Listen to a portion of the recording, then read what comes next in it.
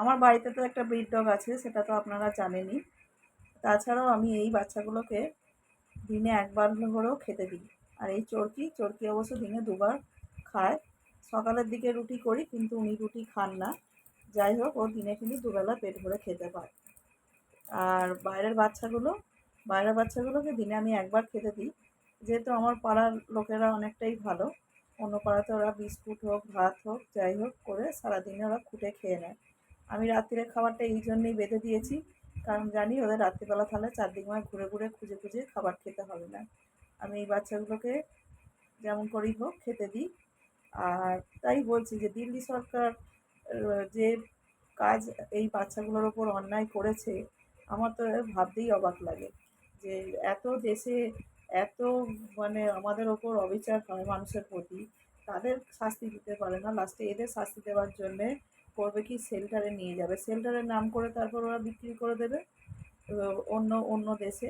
যেমন চীনা সরকারের কাছে, চীন দেশে তো এদের মাংস খায় এইসব বাচ্চাদের। আর এখন শুনছি চীন রাশিয়া আর ভারত মিলে একসঙ্গে সংঘবদ্ধ হচ্ছে। তার মানে এইভাবেই হয়তো ওরা একসঙ্গে হয়ে এই বাচ্চাদের বিজনেস ওরা করতে চাইছে। তাই এইভাবে এত এত শয়ে শয়ে কুকুর তুলে নিয়ে গিয়ে শেল্টারে রাখবার নাম করে তারপরে ওরা বিদেশে পাচার করে দেবে। কারণ আমি শেল্টারগুলোর হাল এই কদিন ধরে টিভিতে দেখছি, মোটেই এমন কিছু ভালো অবস্থা নয় যে ওদের একসঙ্গে রাখা যায়। ওরা একসঙ্গে থাকলে নিজেরাও মারামারি করে মরে যাবে। এইসব বাজে অযৌক্তিক কথাবার্তা না ভেবে চিনতে বলে দেওয়াটা সোজা, কিন্তু করাটা অনেকটাই কঠিন। শেল্টার যখন নেই, আবার ৮ সপ্তাহের মধ্যে এইসব বাচ্চাদের কী করে তুলে নিয়ে গিয়ে এরা রাখবে। আমি জানি না এরকম মানে অবিচার অবিবেচিত কথাবার্তা মানে মানুষের কী করে হয়। প্রকৃতির অংশ তো এরাও। এদের মানে এদের ব্যাপারে বিচার করার আমরা কে? স্বয়ং ভগবান যখন ওদের পাঠিয়েছে, ওদের বিচার করার ক্ষমতা একমাত্র ভগবানেরই আছে।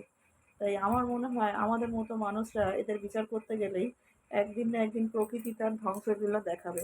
যেমন কেরালাতে এইরকম ঘটনা হয়েছিল, পরে সেই ধ্বংসলীলা মানুষ কিন্তু দেখেছে। তাই দিল্লিতেও হয়তো ধ্বংসলীলা দেখবে।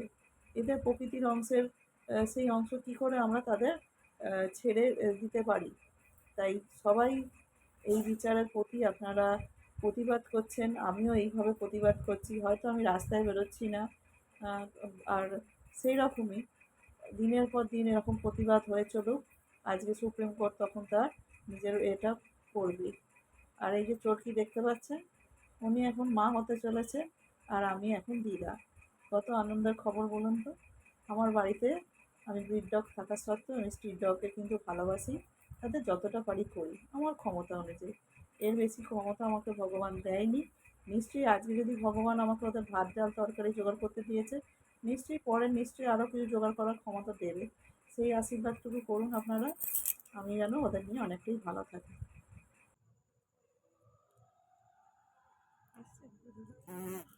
যাস না।